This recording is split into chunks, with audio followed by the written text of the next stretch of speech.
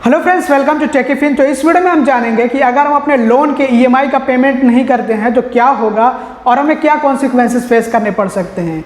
तो इसी के बारे में इस वीडियो में हम चर्चा करने वाले हैं। तो आइए वीडियो के टॉपिक की तरफ बढ़ते हैं। तो सबसे पहले तो हमारा क्रेडिट स्कोर डाउन होगा। कितना डाउन होगा? तो एक इंस्टॉलमेंट मिस होने पर, मतलब एक ईएमआई का पेमेंट हमसे मिस हुआ तो ऐसे में 50 पॉइंट से लेकर के 70 पॉइंट्स तक ड्रॉप हो सकता है। हमारा जो क्रेडिट स्कोर है वो गिर सकता है। और 50 पॉइंट्स और 70 पॉइंट्स ये बनाने में बहुत ज़्यादा मेहनत लगती है, इसलिए कभी भी आप ईएमआई का जो पेमेंट है वो मिस मत करिएगा। हमेशा याद करके और टाइम से पेमेंट कर दीजिएगा।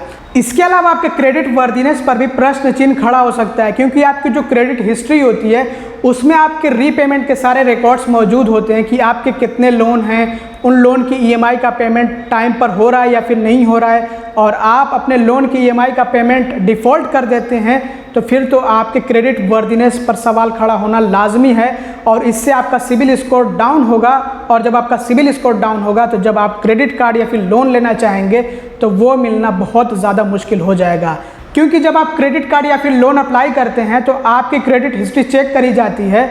तो क्रेडिट हिस्ट्री जब चेक करी जाएगी तो आपकी रीपेमेंट हिस्ट्री भी मौजूद होगी और पता लग जाएगा लेंडर को कि आपने डिफ़ॉल्ट किया हुआ है और अपने ईएमआई का पेमेंट किया नहीं है। तो ऐसे में आपका एप्लीकेशन रिजेक्ट हो जाएगा, लेंडर रिजेक्ट कर देगा। तो इसलिए कभी भी आपको डिफ़ॉल्टर नहीं बनना है। इसके अलावा आपको पेनल्टीज़ देनी पड़ सकती हैं। अगर आपने अपने लोन के ईएमआई का पेमेंट मिस कर दिया है तो फिर ऐसे में आपसे या तो लेट पेमेंट फीस ली जाएगी या फिर आपसे एक्स्ट्रा इंटरेस्ट चार्ज किया जाएगा, जो कि 1% से 2% तक हो सकता है। जो भी आपकी ईएमआई का अमाउंट होगा उसी के 1% या फिर 2% तक हो सकता है।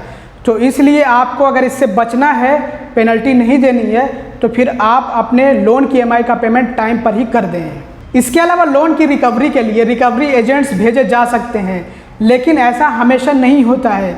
जो डिफ़ॉल्ट 90 दिनों से ज़्यादा का हो गया हो, कुछ केसेस में ऐसे डिफ़ॉल्ट के लिए रिकवरी एजेंट भेजे जाते हैं, क्योंकि इस तरह के डिफ़ॉल्ट को मेजर डिफ़ॉल्ट माना जाता है। इसके अलावा अगर लोन अमाउंट बहुत ज़्यादा है तभी लेंडर यानी कि बैंक या फिर फाइनेंस कंपनी रिकवरी एजेंट को भेजते हैं। और जो लेंडर है वो उस लोन अकाउंट को नॉन परफॉर्मिंग एसेट का टैग देने से पहले 60 दिनों का नोटिस इशू करता है।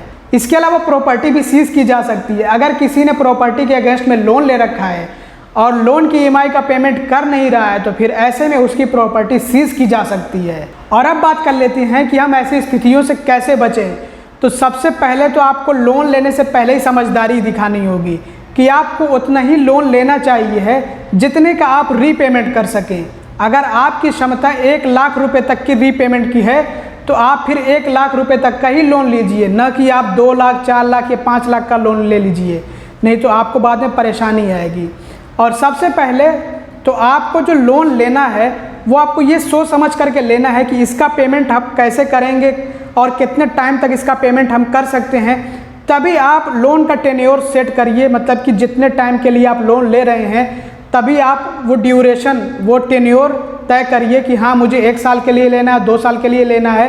पहले आप ये देख लीजिए कि आप कितने टाइम के अंदर जो है लोन का पेमेंट कर सकते हैं। अगर आप पूरे लोन को 1 साल के अंदर चुका सकते हैं तो आप 1 साल के लिए लीजिए। ऐसा नहीं कि आपकी क्षमता अगर 1 साल के अंदर चुकाने की है तो फिर आप जो है 6 महीने या 3 महीने का ही लोन ले लें। ऐसा आपको नहीं करना चाहिए है। इसके अलावा अगर आपने लोन ले लिया है बिना सोचे समझे, लेकिन अगर आपके पास कोई एडिशनल इनकम है, आपके पास कुछ पैसे वगैरह हैं, तो आप कोशिश करिए कि आप अपने लोन को फोरक्लोज करा लीजिए अगर आपको ऐसा लग रहा है कि आगे तक आप जो लोन का पेमेंट नहीं कर पाएंगे तो।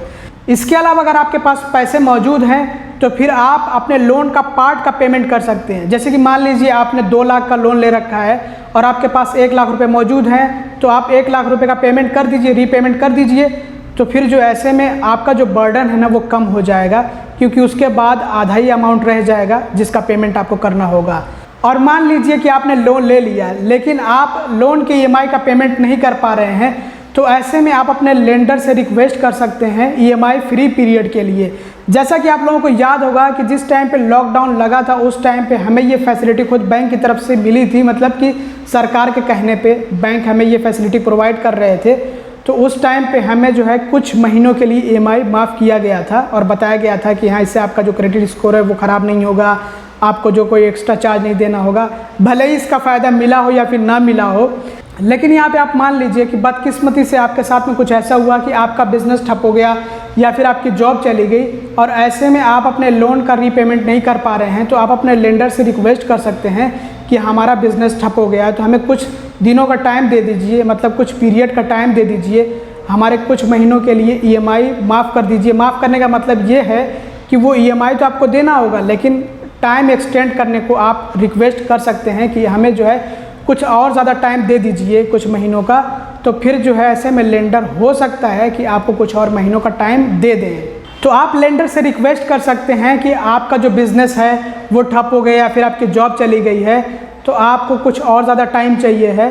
तो लेंडर चाहे तो ये कर सकते हैं, आपको 3 महीने से लेकर के 6 महीने तक का टाइम दे सकते हैं, जिसको हम ईएमआई फ्री पीरियड कहते हैं। तो अगर आपको ईएमआई फ्री पीरियड दिया जाए तो आपको 3 महीने या फिर 6 महीने के लिए, जितने भी महीने के लिए आपको ईएमआई फ्री पीरियड मिलेगा, उन महीने में आपको ईएमआई नहीं पे करना होगा और वो जो ईएमआई आपके बाकी रहेंगे उनका टाइम ज़्यादा हो जाएगा, बाद में आपको पेमेंट करना होगा।